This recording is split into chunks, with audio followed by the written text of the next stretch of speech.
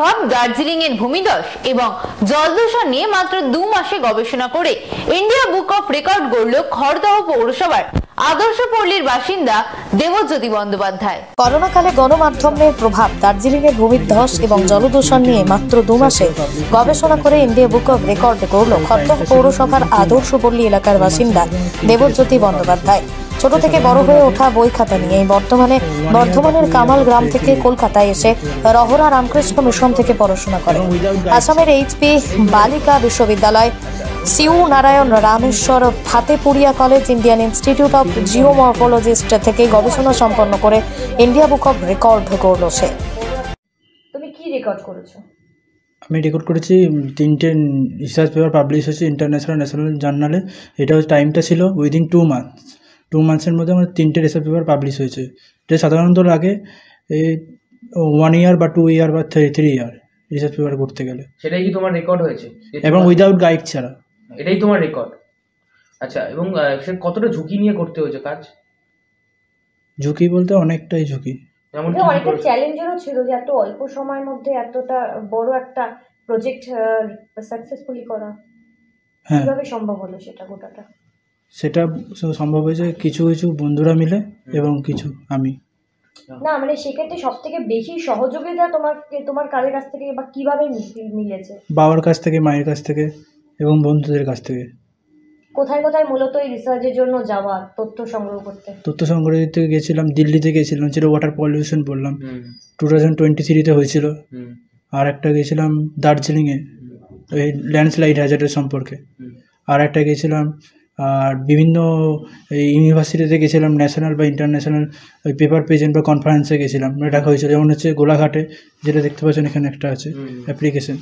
আর গেছিলাম রামপুরহাট কলেজ, আর গেছিলাম কল্যাণী ইউনিভার্সিটি, আর গেছিলাম জওহরলাল নেহরু ইউনিভার্সিটি। তুই যে এত বিভিন্ন জায়গাতে যে ঘুরলে, তুমি এত জায়গায় গিয়ে তথ্য সংগ্রহ করেছো, সব থেকে মানে অভিজ্ঞতা, মানে যেটা তোমার লাইফে আগামীতে এগোনোর জন্য অনেক সাহায্য করবে, এমন কোনো অভিজ্ঞতা অ্যাচিভ করেছো? হ্যাঁ, করেছি। ওই জওহরলাল নেহরু ইউনিভার্সিটিতে আমার ভালো লেগেছে, কারণ ভবিষ্যতে ওখানেই পিএইচডি করার ইচ্ছা আছে এবং সেখানে স্যার বলেছে পরবর্তীকালে। মূলত তুমি যে রিসার্চের মাধ্যমে যেগুলোকে তুলে ধরেছো, যে তথ্যগুলো, সেগুলো আগামীতে সমাজে কতটা প্রয়োজন বলে তুমি মনে করছো? প্রয়োজন মানে কীভাবে ম্যানেজমেন্ট করা, বা কি ম্যানেজমেন্ট মানে ব্যবস্থাপনা, যে জল নষ্ট না করা, যে ওয়াটার পলিউশন, যেটা জলদূষণ বলছি আমি, সেটা হচ্ছে জল নষ্ট না করা, জলকে সংরক্ষণ করা, বা কোথাও কল খোলা থাকলে কল বন্ধ করে রাখা, এরকম আর কি। তো এইটা আগামী দিনে মানুষকে সচেতন কি করে করবে, কি বার্তা দেবে মানুষের জন্য? তুমি তো মূলত মানুষের সচেতন করার জন্যই এই কাজগুলো করেছিলে। তোমার রিসার্চ দেখে মানুষ কিভাবে সচেতনতা পাবে?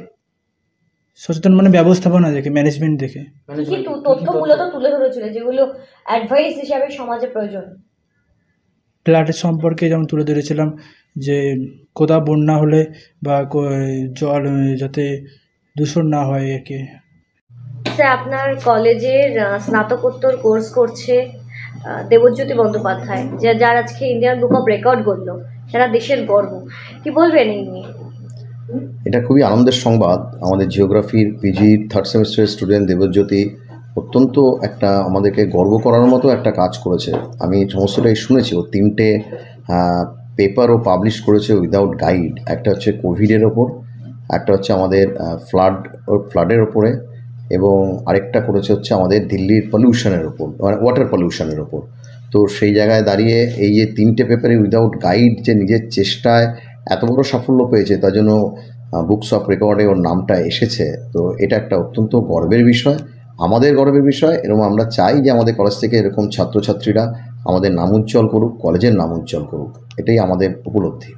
আগামী দিনে কিভাবে তার পাশে থাকার আশ্বাস দিচ্ছেন? আমি অলরেডি ওর সঙ্গে কথা বলেছি আজকে, এবং আমি খবরটা পেয়ে খুবই আনন্দিত। আমি বলেছি যে any kind of help research করতে গিয়ে ভবিষ্যতেও আমরা সমস্ত রকম সহযোগিতা করব।